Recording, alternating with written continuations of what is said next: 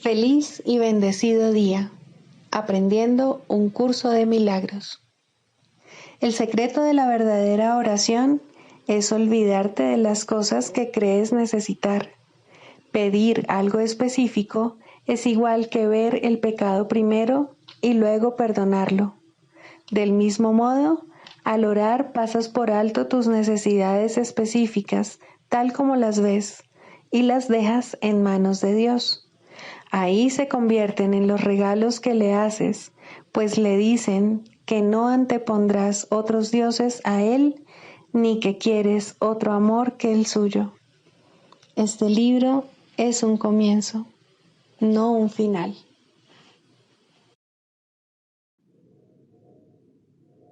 Del prefacio, que postula, párrafo 8. Las relaciones especiales que se establecen en el mundo son destructivas, egoístas e infantilmente egocéntricas. Mas, si se le entregan al Espíritu Santo, pueden convertirse en lo más sagrado de la tierra, en los milagros que señalan el camino de retorno al cielo.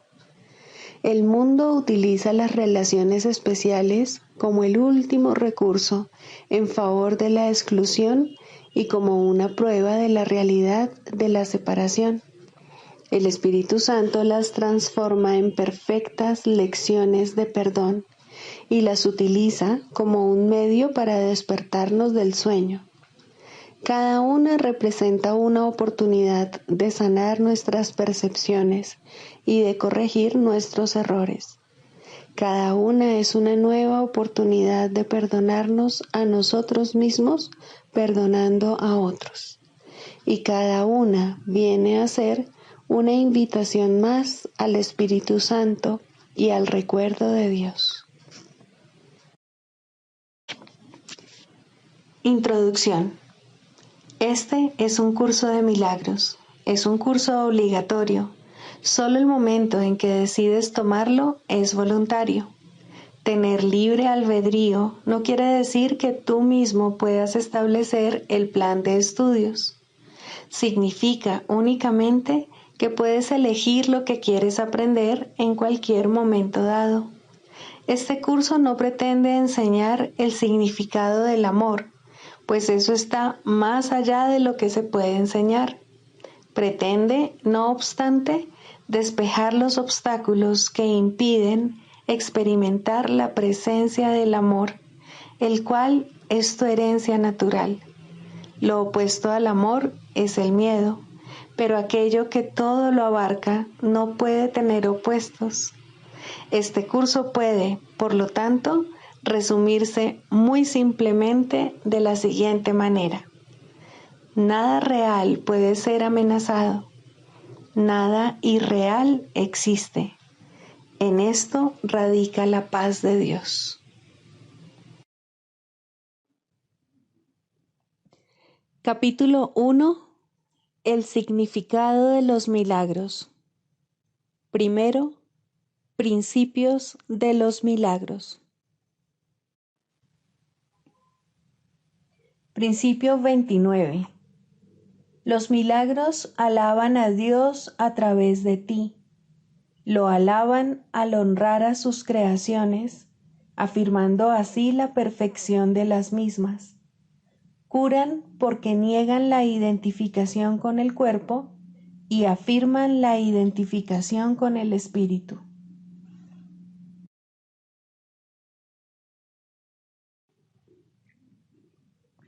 Capítulo 10. Los ídolos de la enfermedad. Quinto, la negación de Dios. Los ritos del dios de la enfermedad son extraños y muy estrictos.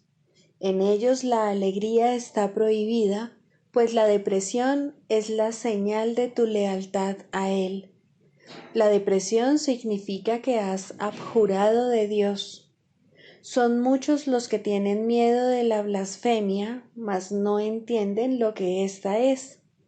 No se dan cuenta de que negar a Dios es negar su propia identidad, y en este sentido el costo del pecado es la muerte. Esto es así en un sentido muy literal. Negar la vida hace que se perciba su opuesto, de la misma manera en que toda forma de negación reemplaza lo que existe con lo que no existe. Nadie puede realmente hacer esto, aunque es indudable que tú puedes pensar que puedes y creer que lo has hecho. Mas no te olvides que negar a Dios dará lugar inevitablemente a la proyección, y creerás que son otros y no tú los que te han hecho esto a ti. Es imposible que no recibas el mensaje que envías, pues ese es el mensaje que quieres. Tal vez creas que juzgas a tus hermanos por los mensajes que ellos te envían a ti, pero por lo que los juzgas es por los mensajes que tú les envías a ellos. No les atribuyas a ellos tu propia negación de tu alegría, o no podrás ver en ellos la chispa que te haría dichoso. Negar la chispa conduce a la depresión, pues siempre que ves a tus hermanos desprovistos de ella, estás negando a Dios. Mantenerse fiel a la negación de Dios es la doctrina del ego. El Dios de la enfermedad obviamente exige la negación de la salud, ya que la salud está en clara oposición a su propia supervivencia. Mas considera lo que esto significa para ti. A menos que estés enfermo, no puedes conservar los dioses que inventaste, pues solo estando enfermo podrías desearlos. La blasfemia, por lo tanto, es destructiva para el yo, pero no puede destruir a Dios. Blasfemar significa que estás dispuesto a no conocerte a ti mismo a fin de estar enfermo. Esta es la ofrenda que tu Dios exige, pues, al ser este producto de tu demencia, no es más que una idea de mente. Esta se manifiesta de muchas maneras, pero si bien puede parecer ser muchas cosas diferentes, no es sino la misma idea, la negación de Dios. Parece como si la enfermedad y la muerte hubiesen entrado en la mente del Hijo en contra de la voluntad del Padre. El ataque a Dios le hizo pensar a su Hijo que era huérfano, y como resultado de su depresión, inventó al Dios de la depresión. Esa fue su alternativa a la dicha, porque no estaba dispuesto a aceptar que, si bien era un creador, él mismo había sido creado. El Hijo, sin embargo, se encuentra desamparado sin el Padre, quien constituye su única ayuda. Dije anteriormente que por tu cuenta no puedes hacer nada, pero tú no existes por tu cuenta. Pues si existieses por tu cuenta, lo que has hecho sería verdad y nunca te podrías escapar. Precisamente porque no te creaste a ti mismo, es por lo que no tienes que preocuparte por nada. Tus dioses no son nada porque tu Padre no los creó. No puedes crear creadores que no sean como tu Creador, de la misma forma en que Él no habría podido crear un hijo que no fuese como Él. Si la creación es compartir, no puede crear lo que no es igual a ella misma.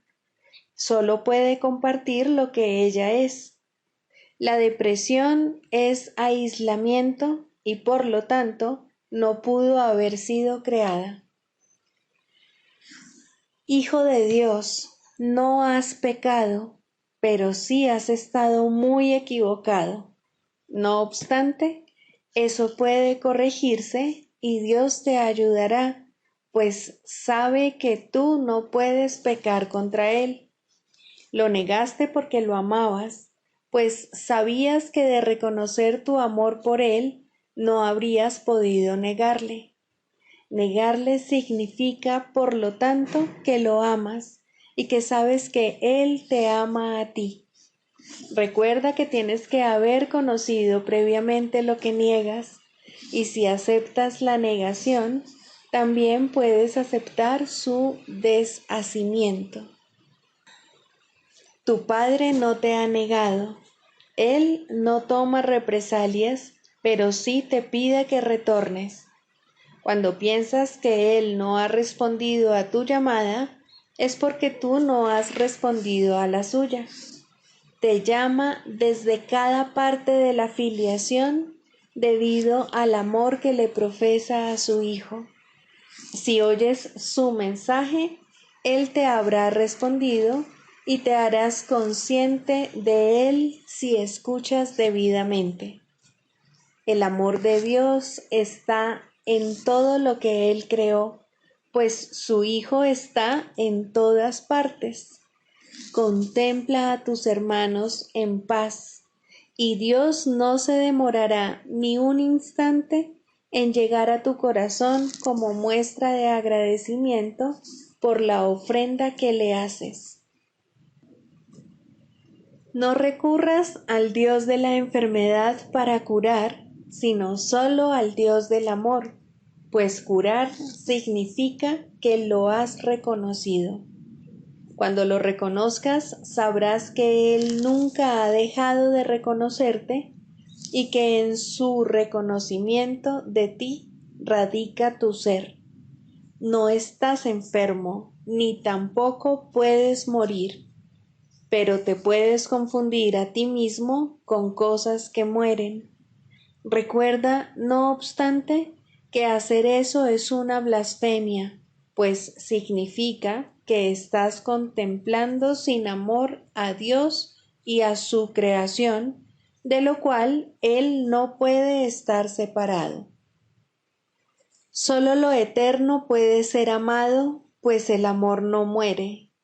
Lo que es de Dios es suyo para siempre, y tú eres de Dios. ¿Cómo iba Él a permitirse a sí mismo sufrir? ¿Y cómo iba a ofrecerle a su Hijo algo que no fuese aceptable para Él? Si te aceptases tal como Dios te creó, sería imposible que pudieses sufrir. Sin embargo, para aceptarte tal como Dios te creó, tienes que reconocerlo a Él como tu creador. Esto no se debe a que de negarte a ellos se te fuese a castigar. Se debe simplemente a que reconocer a tu Padre es reconocerte a ti mismo tal como eres. Tu Padre te creó completamente libre de pecado, completamente libre de dolor y completamente a salvo de todo sufrimiento. Si niegas a tu Padre, estarás invitando al pecado, al dolor y al sufrimiento a tu mente debido al poder que Él le dio. Tu mente es capaz de crear mundos, pero puede también negar lo que crea porque es libre. No te das cuenta de cuánto te has negado a ti mismo, ni de cuánto Dios, en su amor, desea que no sea así. No obstante, Dios no interferiría en tus decisiones porque no podría conocer a su Hijo si éste no fuese libre. Interferir en tus decisiones sería atacarse a sí mismo y Dios no está loco. Cuando tú lo niegas a Él, eres tú el que está loco. ¿Desearías que Él compartiese tu demencia?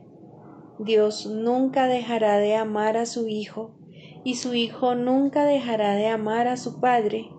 Esa fue la condición bajo la que la creación de su Hijo tuvo lugar, la cual quedó establecida para siempre en su mente.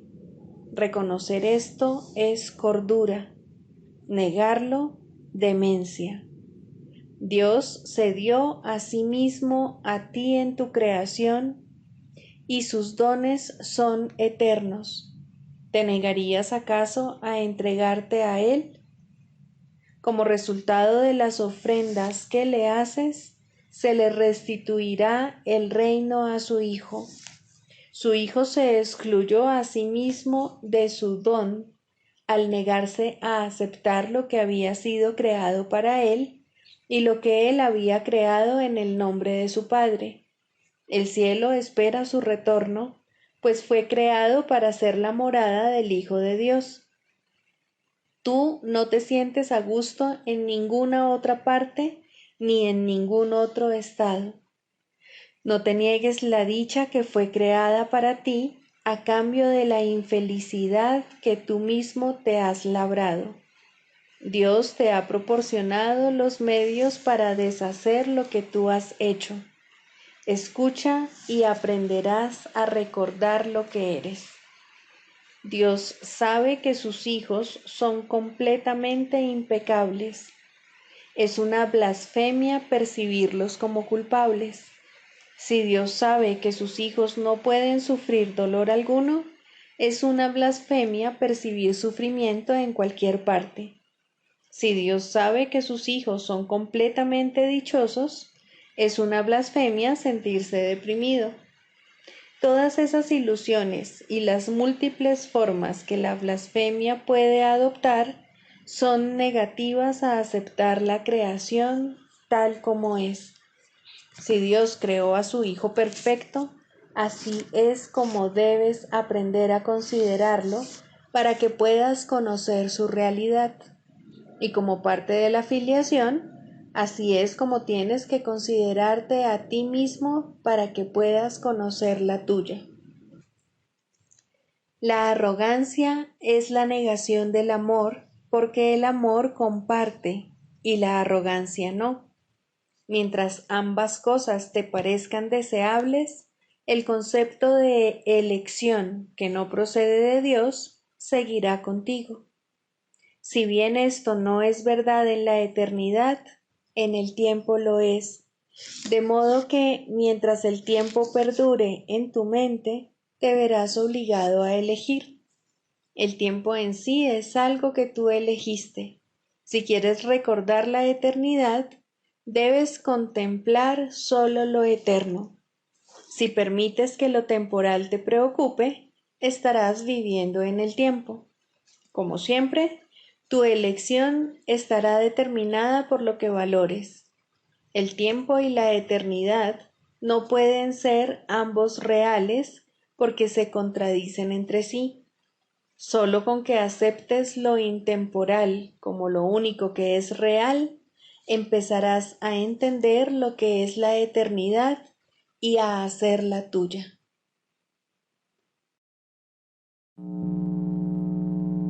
Libro de ejercicios, pregunta 9.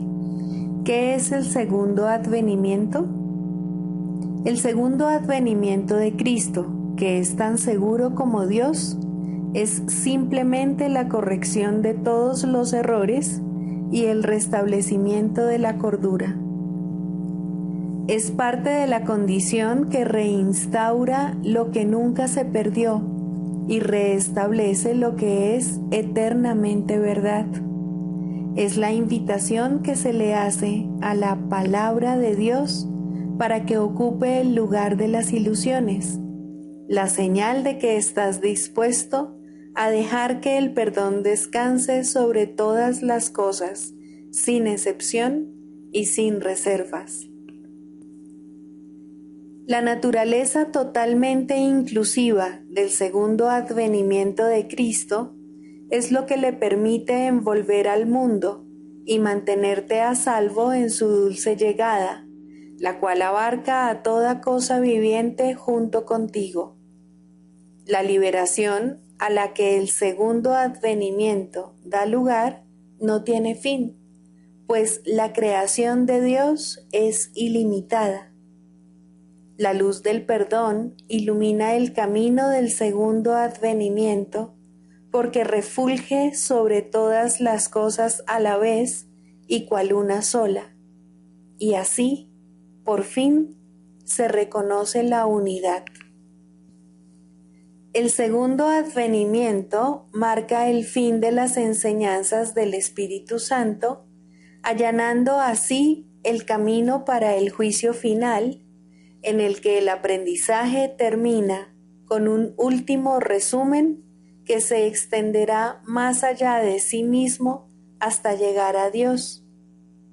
En el segundo advenimiento, todas las mentes se ponen en manos de Cristo para serle restituidas al Espíritu en el nombre de la verdadera creación y de la voluntad de Dios. El segundo advenimiento es el único acontecimiento en el tiempo que el tiempo mismo no puede afectar, pues a todos los que vinieron a morir aquí o aún han de venir, o a aquellos que están aquí ahora, se les libera igualmente de lo que hicieron. En esta igualdad se reinstaura a Cristo como una sola identidad, en la cual los hijos de Dios reconocen que todos ellos son uno solo. Y Dios el Padre le sonríe a su Hijo, su única creación y su única dicha. Ruega, pues, porque el segundo advenimiento tenga lugar pronto, pero no te limites a eso, pues necesita tus ojos, tus oídos, tus manos y tus pies. Necesita tu voz, pero sobre todo, necesita tu buena voluntad. Regocijémonos de que podamos hacer la voluntad de Dios y unirnos en su santa luz. Pues mirad, el Hijo de Dios es uno solo en nosotros y podemos alcanzar el amor de nuestro Padre a través de Él. Lección 307. Abrigar deseos conflictivos no puede ser mi voluntad. Padre, tu voluntad es la mía y nada más lo es. No hay otra voluntad que yo pueda tener. Que no trate de forjar otra, pues sería absurdo y únicamente me haría sufrir. Solo tu voluntad me puede hacer feliz y solo tu voluntad existe. Si he de tener aquello que solo tú puedes dar, debo aceptar lo que tu voluntad dispone para mí y alcanzar una paz en la que el conflicto es imposible. Tu Hijo es uno contigo en ser y en voluntad, y nada contradice la santa verdad de que aún soy tal como tú me creaste. Y con esta plegaria nos sumergimos silenciosamente en un estado en el que el conflicto es imposible, pues hemos unido nuestra santa voluntad a la de Dios en reconocimiento de que son una y la misma.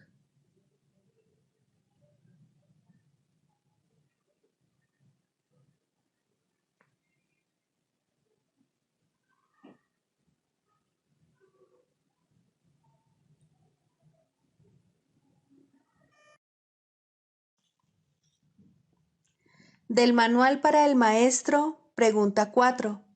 ¿Cuáles son las características de los maestros de Dios? 3. Tolerancia. Los maestros de Dios no juzgan. Juzgar es ser deshonesto, pues es asumir un papel que no te corresponde. Es imposible juzgar sin engañarse uno a sí mismo. Juzgar implica que te has engañado con respecto a tus hermanos. ¿Cómo entonces no te ibas a haber engañado con respecto a ti mismo? Juzgar implica falta de confianza, y la confianza sigue siendo la piedra angular de todo el sistema del pensamiento del Maestro de Dios. Si la pierde, todo su aprendizaje se malogra. Sin juicios, todas las cosas son igualmente aceptables, pues en tal caso, ¿quién podría juzgarlas? Sin juicios, todos los hombres son hermanos, pues en ese caso, ¿quién se encontraría aparte? Juzgar destruye la honestidad y quebranta la confianza. El Maestro de Dios no puede juzgar y al mismo tiempo espera aprender.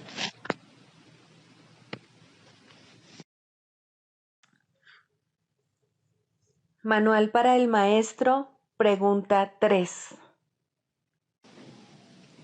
¿Cuáles son los niveles de enseñanza?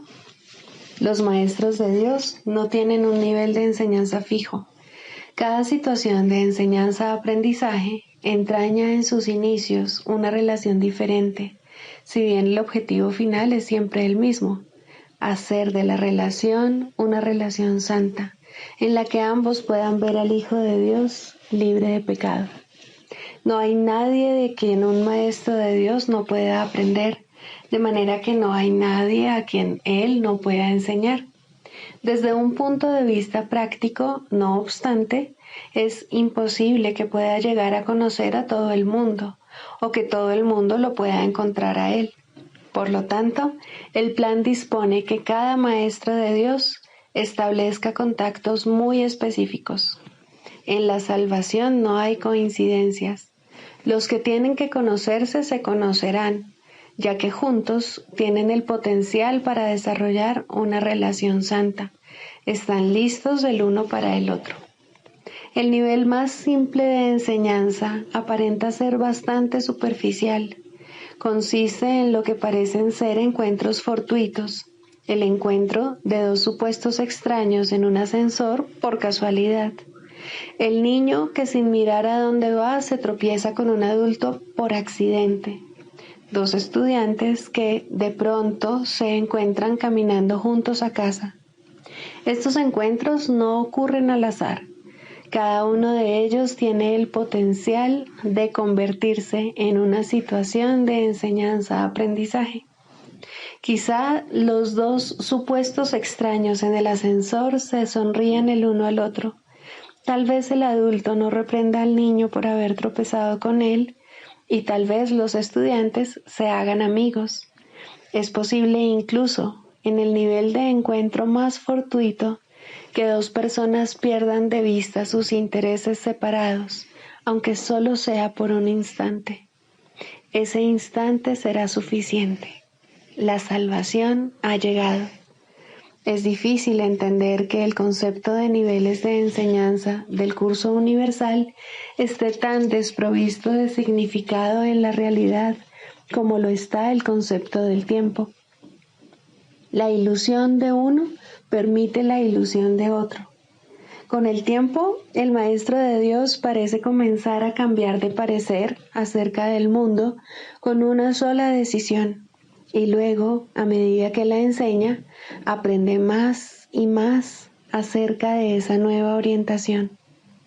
Hemos hablado ya de la ilusión del tiempo, pero la ilusión de diferentes niveles de enseñanza parece ser algo distinto. Quizá la mejor manera de demostrar que estos niveles no pueden existir es simplemente diciendo que todo nivel en la situación de enseñanza-aprendizaje es parte del plan de Dios para la expiación, y su plan no puede tener niveles por ser un reflejo de su voluntad. La salvación está siempre lista y siempre presente. Los maestros de Dios operan en diferentes niveles, pero el resultado es siempre el mismo. Cada situación de enseñanza-aprendizaje es máxima en el sentido de que cada persona involucrada aprende lo máximo que puede de la otra en ese momento. En ese sentido, y solo en ese sentido, podemos hablar de niveles de enseñanza. Si usamos esta definición de niveles de enseñanza, el segundo nivel es una relación más prolongada en la que, por algún tiempo, dos personas se embarcan en una situación de enseñanza-aprendizaje bastante intensa y luego parecen separarse. Al igual que en el primer nivel, estos encuentros no son por casualidad, ni lo que aparenta ser al final de la relación es realmente un final. Una vez más, cada uno de ellos aprendió lo máximo posible durante el tiempo que estuvieron juntos. Los que se han conocido, no obstante, volverán algún día a encontrarse, pues el destino de toda relación es hacerse santa. Dios no se equivoca con respecto a su Hijo. El tercer nivel de enseñanza se da en relaciones que una vez formadas son de por vida. En estas situaciones de enseñanza-aprendizaje se le provee a cada persona de un compañero de aprendizaje determinado que le ofrece oportunidades ilimitadas de aprender.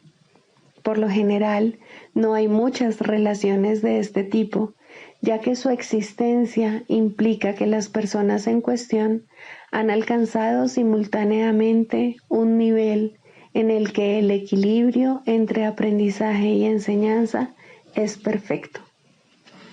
Esto no significa que necesariamente se den cuenta de ello. De hecho, en la mayor parte de las ocasiones no se dan cuenta. Puede que incluso haya bastante hostilidad entre ellos por algún tiempo, o tal vez de por vida, mas si así lo deciden, tienen ante sí la lección perfecta y pueden aprenderla. Y si deciden aprenderla, se convierten en los salvadores de los maestros que flaquean y que incluso parecen fracasar. Es imposible que un maestro de Dios no encuentre la ayuda que necesita.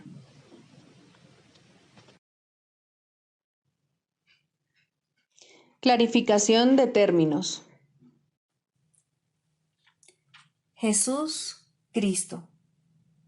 No necesitas ayuda para entrar en el cielo, pues jamás te ausentaste de él, pero sí necesitas una ayuda que proceda de más allá de ti, pues te encuentras limitado por falsas creencias con respecto a tu identidad, la cual solo Dios estableció en la realidad.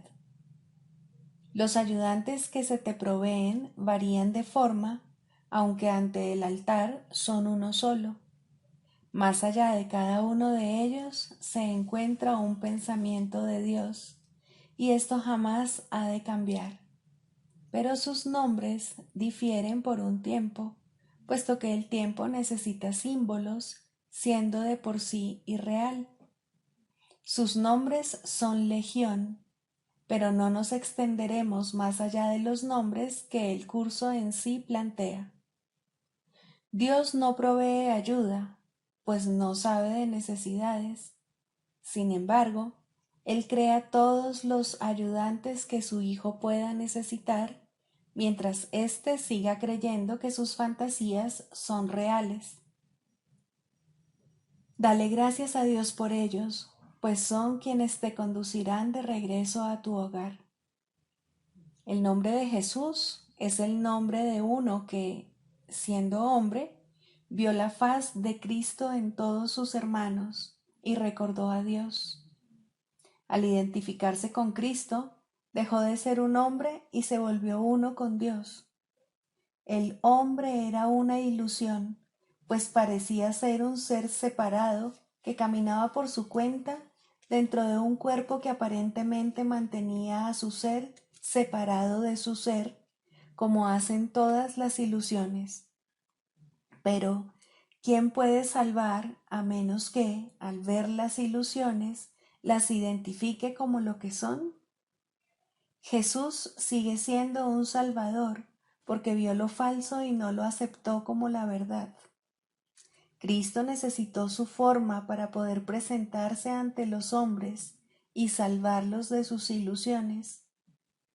En su completa identificación con el Cristo, el perfecto Hijo de Dios, su única creación y su felicidad, por siempre como Él y uno como Él, Jesús se convirtió en lo que todos vosotros no podéis sino ser. Mostró el camino para que le siguieras. Él te conduce de regreso a Dios porque vio el camino ante sí y lo siguió. Jesús hizo una clara distinción, todavía velada para ti, entre lo falso y lo verdadero. Te ofreció una demostración palpable de que es imposible matar al Hijo de Dios y de que el pecado, la maldad, la malicia, el miedo o la muerte no pueden alterar su vida en modo alguno. Todos tus pecados, por lo tanto, te han sido perdonados, ya que jamás tuvieron consecuencia alguna, y así no fueron más que sueños. Levántate con aquel que te mostró esto, ya que se lo debes por haber compartido contigo tus sueños para que pudieran ser disipados, y todavía los comparte para mantenerse en unión contigo. ¿Es Él el Cristo? Por supuesto que sí, junto contigo. Su vida en la tierra no fue lo suficientemente larga como para poder enseñar la poderosa lección que aprendió por todos vosotros, mas Él permanecerá contigo para conducirte desde el infierno que tú hiciste hasta Dios. Y cuando unas tu voluntad a la suya, verás a través de su visión, pues los ojos de Cristo se comparten. Caminar con Él es algo tan natural como caminar con un hermano al que conoces desde que naciste, pues eso es en verdad lo que Él es. Se han hecho amargos ídolos de aquel que solo quiere ser un hermano para el mundo. Perdónale tus fantasías y comprende lo mucho que amarías a un hermano así, pues Él por fin le brindará descanso a tu mente y la llevará contigo ante tu Dios. ¿Es Él el único ayudante de Dios? Por supuesto que no, pues Cristo adoptará muchas formas con diferentes nombres hasta que se reconozca la unicidad de todas ellas. Mas para ti, Jesús es el portador del único mensaje de Cristo acerca del amor de Dios. No tienes necesidad de ningún otro.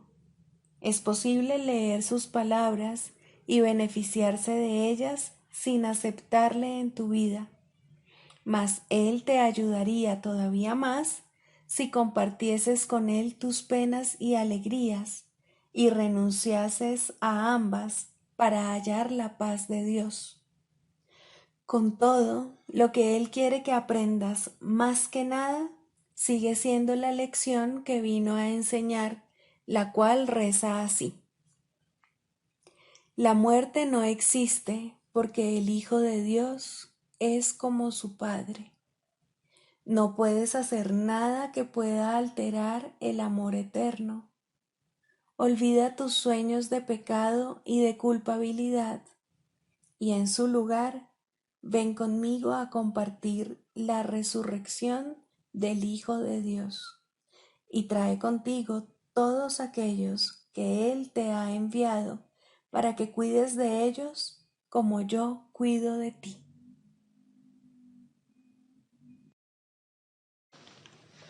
Quinto, el proceso de la sanación. Aunque la verdad es simple, de todas maneras se le tiene que enseñar a aquellos que ya han perdido su camino en interminables laberintos de complejidad. Esta es la gran ilusión. En su estela viene la inevitable creencia de que, para estar seguro, uno debe controlar lo desconocido. Esta extraña creencia se basa en ciertos pasos que nunca llegan a la conciencia.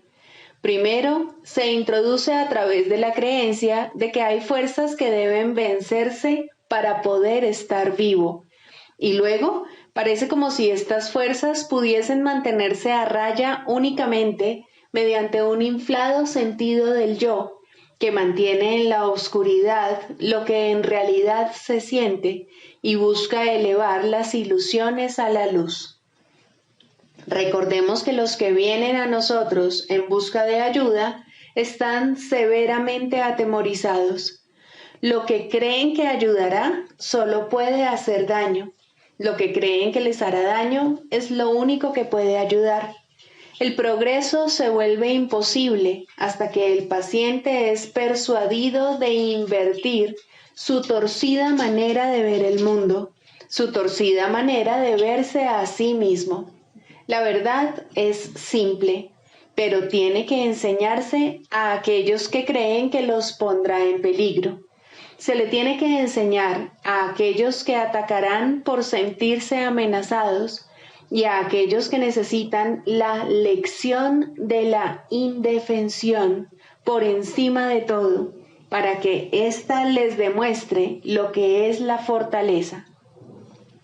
Si este mundo fuera ideal, tal vez podría existir una terapia ideal, y aún así sería inútil en un estado ideal. Hablamos de enseñanza ideal en un mundo en el cual el maestro perfecto no podría permanecer por mucho tiempo. El perfecto psicoterapeuta es solo un destello de un pensamiento aún no concebido, pero de todas maneras hablamos de lo que puede hacerse todavía para ayudar a los locos dentro de los límites de lo realizable. Mientras estén enfermos, pueden y deben ser ayudados. Nada más que eso se le pide a la psicoterapia. Nada menos que todo lo que tiene para dar es digno del terapeuta, pues Dios mismo le ofrece a su hermano como su Salvador del mundo.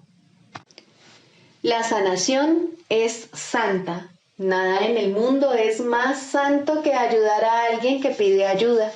Y en este intento, aunque sea limitado, aunque carezca de sinceridad, los dos se acercan mucho a Dios.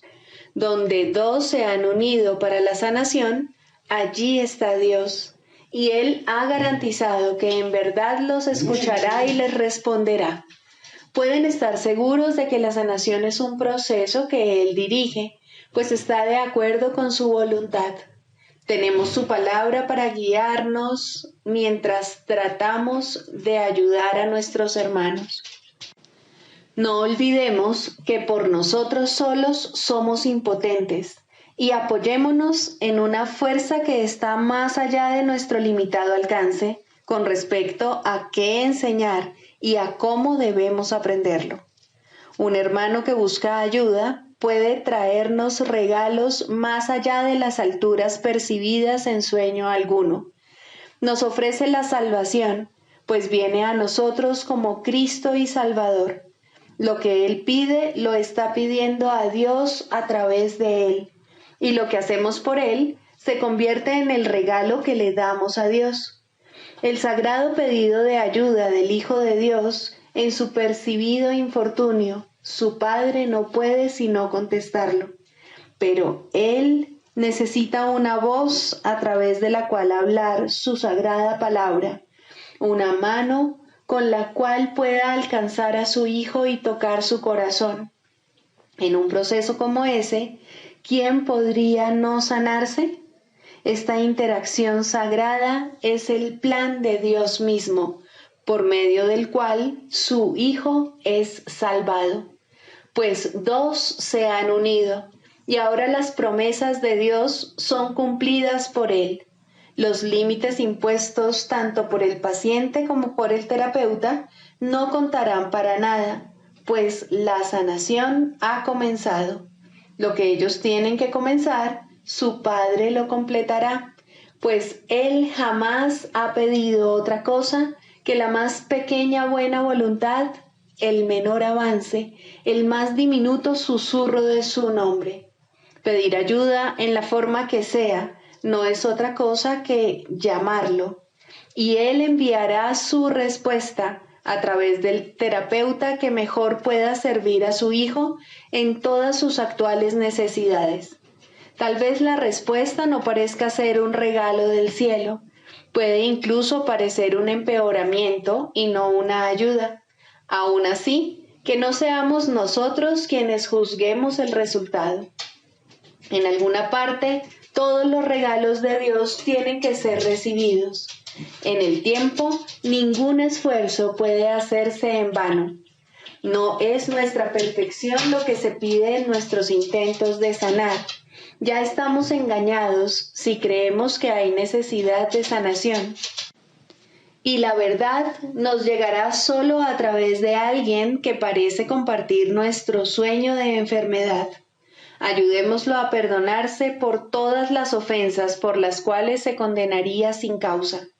Su sanación es la nuestra, y según vemos que su impecabilidad llega brillando a través del velo de la culpa que cubre al Hijo de Dios, contemplaremos en él el rostro de Cristo y comprenderemos que no es sino el nuestro. Permanezcamos en silencio ante la voluntad de Dios y hagamos lo que ésta ha elegido que hagamos.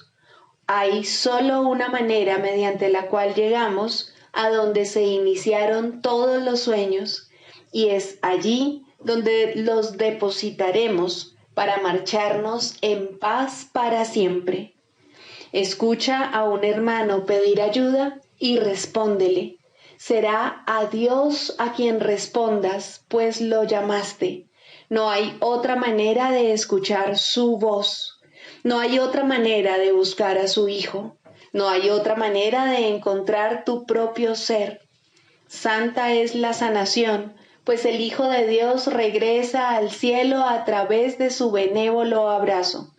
Pues la sanación le dice, en la voz que habla por Dios, que todos sus pecados le han sido perdonados.